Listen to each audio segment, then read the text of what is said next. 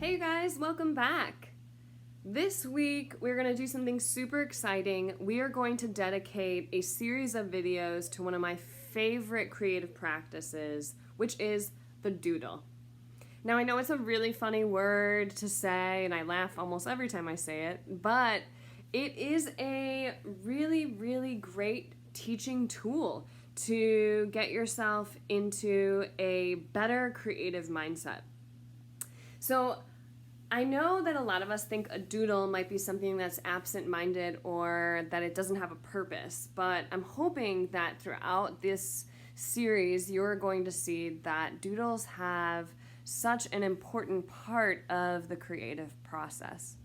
I really love to use them whenever I'm in between big projects and I'm drawing a blank.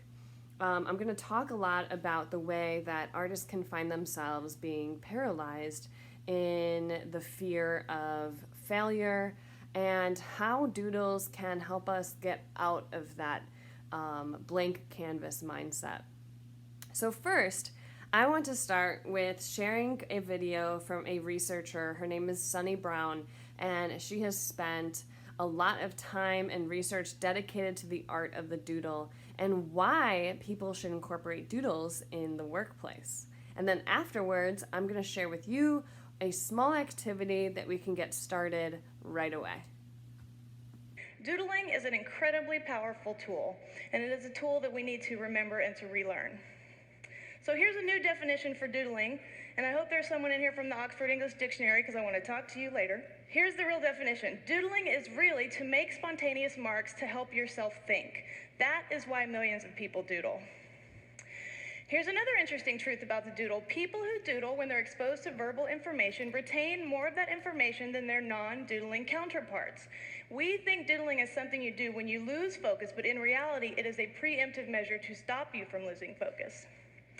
Additionally, it has a profound effect on creative problem solving and deep information processing. There are 4 ways that learners intake information so that they can make decisions.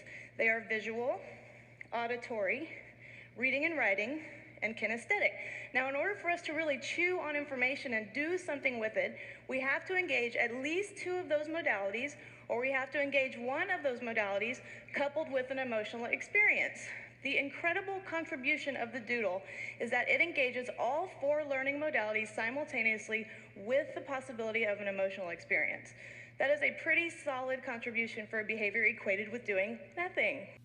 So I hope from that video you got to learn a lot about doodles from Sunny Brown, and you got to understand that doodles are not just some absent-minded activity, that our brains are fully working during this activity, and the doodles can be used not only in the workplace, but within our entire learning and creative environment. That when we are doodling, we are seeing, we are listening, and we are communicating so much more. And so what we're going to do is apply some of those things to this next art project. Now I want to encourage you to get out of that mindset of right and wrong. I want to take out this fear of failure. There are no mistakes when we are doodling. We are just going to go. I want you to get into a stream of conscious way of thinking and creating. And doodles really open up that door for us so that we're not taking a pencil, making a mark, and thinking that it's wrong and erasing it. The idea is to just keep moving forward. It's very improvisational. We have this mark that we make, we accept that mark, and we add on to it. And as you start to create and get more comfortable with this kind of creating, you're really going to see that it's beautiful because we're not planning out what the final product's going to look like, that it emerges throughout this process. So welcome it, and let's begin with our first sketchbook page where we are creating an inspiration page of ideas. Our first 3 activities are going to be in our sketchbook, but we will use these to inspire even bigger projects as we go throughout this week. So don't get rid of anything, don't throw anything out, embrace our mistakes, and let's move forward. So we're going to begin with our shape inspiration page today. So let's just jump right in and see what it looks like.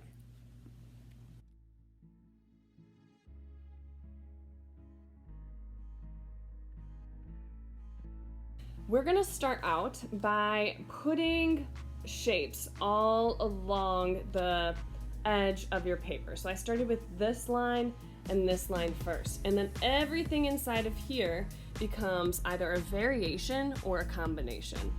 So if I have a circle, a variation of that circle is going to be a circle with a tinier circle, or a half circle, or a circle with lines coming out of it. Now you can see where combinations start to change their shape here.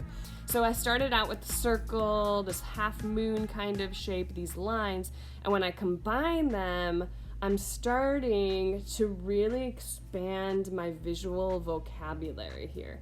And now these are getting our brains just thinking about doodles and expanding our understanding of doodles. And so after you start doing something like this, it can expand into bigger projects, and it will just kind of flow a little bit easier. But this can also be an amazing reference page as you're doodling so that your pen is always moving. So as I'm drawing something, if I get stuck, instead of stopping, I can look here and quickly find something that I can bring into my artwork. So these have really multiple uses for our Doodle Week.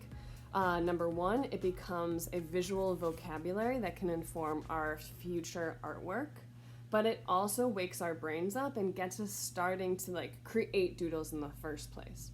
So like I said, variation is going to be super important, and combination is going to be super important.